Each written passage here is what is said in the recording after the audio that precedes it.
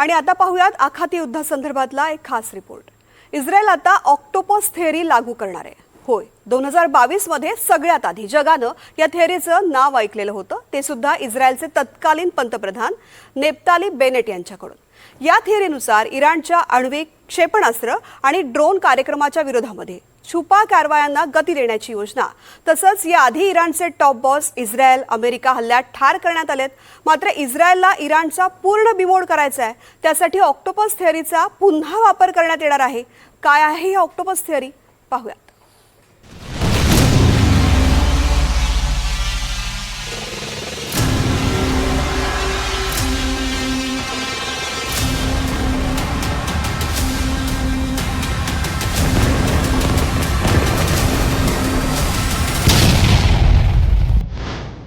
जागतिक युद्धात इस्रायलचं operation octopus सुरू।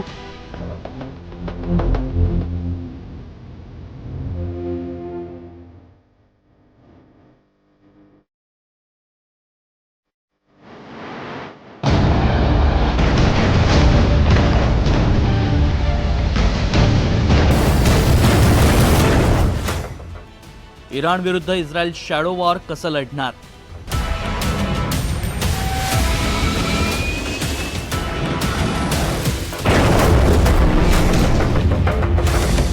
नेतान्याहूंचे लक्ष, मोस्तबा सज्ज।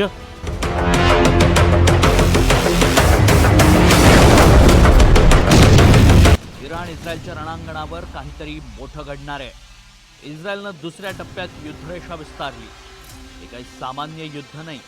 जागतिक युद्धात रणगाडे हल्ले नाहीत, लढाऊ विमानांनी सीमा ओलांडली नाही, मात्र तेहरानमध्ये मृत्यूचं नृत्य सुरू झालं। एक दोन नव्हे तर इराणच्या 12 प्रमुख व्यक्तींना संपवण्यात आलंय। आता नेत्यानाहूंनी इराणचे नवे सर्वोच्च नेते मोस्तबा खामेनी यांना संपवण्याची शपथ घेतली आहे। इराणवर एक भीषण हल्ला, नवीन धोरण आणखी स्फोटक आहे। नेत्यानाहूंनी शपथ घेतली आहे, आता इस्रायल मागे हटणार नाही।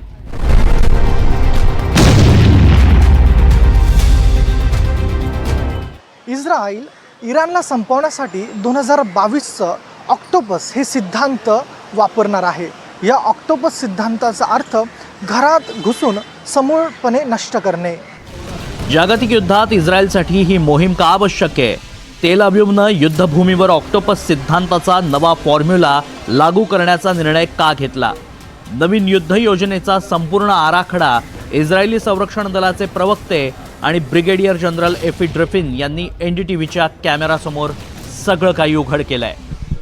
इराण आणि हिजबुल्ला एकमेकांशी जोडलेले आहेत।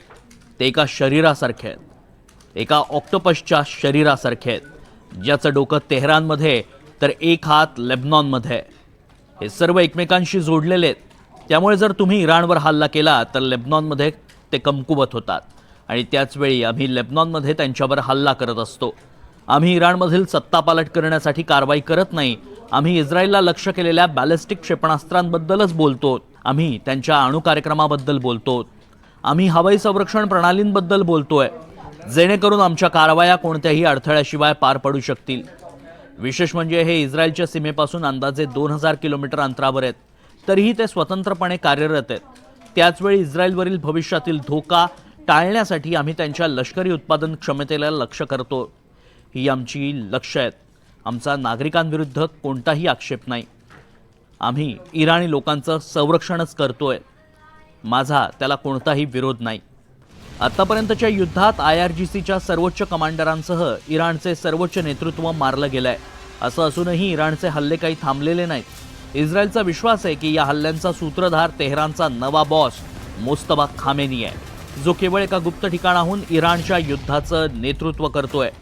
इराणचे चाणक्य मानल्या जाणाऱ्या लारिजानीच्या हत्येनंतर मोजतेबा खामेनी यांचा एक AI व्हिडिओ सोशल मीडियावर जोरदार व्हायरल होत आहे, ज्यामध्ये मोजतेबा हे इस्रायलला आपल्या नव्या नेतृत्वाची ताकद आणि सुडाचा संदेश देत आहे। या युद्धाच्या दरम्यान इराणी वृत्तसंस्था SNN.IR मोस्तबा खामेनींचा एक AI निर्मित व्हिडिओ प्रसिद्ध केला। या व्हिडिओमध्ये मोस्तबा कागदावर लिहिताना दिसतायत, प्रत्येक रक्ताला किंमत असते। जेव्हा इराणकडून धमकी आली तेव्हा इस्रायलनेही जशास तसं प्रत्युत्तर दिलं। Akiva Shlishibo Paganu. आम्ही सुरक्षेचे अनेक स्तर वापरतो, ज्यात क्षेपणास्त्राच्या वॉरहेड्सचे अंतराळातून प्रक्षेपण आणि खाली ते येताना संरक्षण करणं या दोन्ही गोष्टींचा समावेश आहे. आम्ही हिजबुल्ला नियंत्रित कंपनीच्या गॅस स्टेशन्सवर हल्ले केले, जी संघटना आपल्या दहशतवादी कारवायांसाठी अब्जावधी डॉलर्सची आर्थिक पायाभूत सुविधा पुरवते. आम्ही लिटानी नदीवरील पुलांवर हल्ले केले, ज्यांचा वापर हिजबुल्ला दहशतवादी उत्तर लेबनॉनमधून दक्षिण लेबनॉनमध्ये जाण्यासाठी करतात. इस्रायली संरक्षण दलांचा असा विश्वास आहे की मोस्तफा सर्वोच्च नेतेपदी विराजमान झाल्यापासून हुथी, हमास आणि हिजबुल्ला यांच्याकडून इस्रायलवर होणारे हल्ले प्रचंड वाढलेत. विशेषतः हिजबुल्ला लेबनॉनमधून इस्रायलवर सातत्यानं रॉकेट डागतोय. यामुळेच इस्रायलनं ऑक्टोपस युद्ध रणनीती पुन्हा सुरू करण्याचा निर्णय घेतलाय का? ही मोहीम सुरू झाल्यास नेमकं काय होणार आहे आणि ही मोहीम नेमकी काय आहे, ती इराणसाठी कशी घातक ठरणार आहे, पाहूया. इस्रायली संरक्षण दलाच्या मते हे एक छुपं युद्ध आहे. ऑक्टोपस म्हणजे इराणचं डोकं चिरडणं आणि त्याच्या मित्र राष्ट्रांशी संबंध तोडणं आहे. याचे 3 टप्पे एकाच वेळी सक्रिय केले जातात. यात प्रामुख्यानं पहिला टप्पा ऑक्टोपस म्हणजे इराण, ज्याच्या डोक्यावर हल्ल्याची तयारी इस्रायलची रणनीती आहे. यात इस्रायली रणनीती अशी आहे, शत्रूला त्याच्याच घरात असुरक्षित करणं आणि त्याची शत्रूवर हल्ले करण्याची शक्ती क्षीण करणं. दुसरा टप्पा शस्त्र नष्ट करणं, इराणची पकड कमकुवत करण्यासाठी हमास, हिजबुल्ला आणि हुती यांच्याशी संबंध तोडणं. तिसरा टप्पा मोस्तफाला संपवणं. इस्रायल आता प्याद्यांना नव्हे तर थेट राजाला लक्ष्य करणार आहे. एकंदरीत त्यांचा जो ऑक्टोपस सिद्धांत आहे हा त्यांना दिला कोणी, अशा प्रकारचा प्रश्न आता निर्माण होतोय. तसेच इस्रायलच्या नेतृत्वापासून ते सैन्यापर्यंत या प्लॅनला निर्णायक मानतायत. त्याचं कारण समजून घेण्यासाठी आपल्याला 4 वर्ष मागे जावं लागेल. ते वर्ष होतं 2022. इस्रायलच्या संसदेत क्नेसेटमध्ये एक माणूस उभा राहिला. त्याचं नाव होतं नफ्ताली बेनेट, इस्रायलचे तत्कालीन पंतप्रधान. संसदेत उभं राहून बेनेट यांनी एक सिद्धांत जाहीर केला, ज्यामुळे तेहरानच्या कानाकोपऱ्यात खळबळ माजली. नफ्ताली बेनेट म्हणाले, आत्तापर्यंत आपण फक्त त्यांच्या अष्टभुजांशी लढतोय, पण आता आपण थेट ऑक्टोपसच्या डोक्यावरच हल्ला करू. मग नफ्ताली बेनेट यांच्या लक्षात आले की इराण एका ऑक्टोपस सारखा आहे.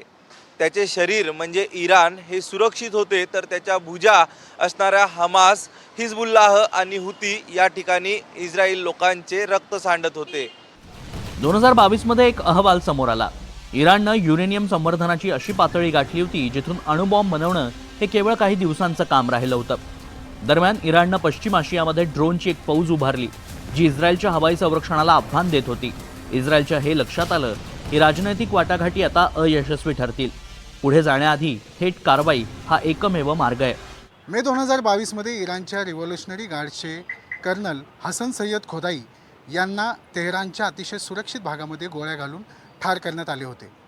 या घटनेच्या निमित्ताने इस्रायल तेहरानच्या अतिशय सुरक्षित भागात घुसल्याचे संकेत देण्यात आले होते. त्यावेळी जगाला वाटलं इस्रायल नेहमीप्रमाणे केवळ हमासचे रॉकेट हल्ले थांबवेल किंवा लेबनीज सीमेवर हिजबुल्लाशी संघर्ष करेल. मात्र इस्रायलनी एका क्वाडकॉप्टरनं इराणच्या गुप्त ड्रोन तळावर हल्ला केला. शेकडो ड्रोनची राखरांगोळी झाली. इस्रायलनं हल्ल्याची योजना आखणाऱ्यांची शस्त्र नव्हे तर त्यांची मनच उधळून लावली.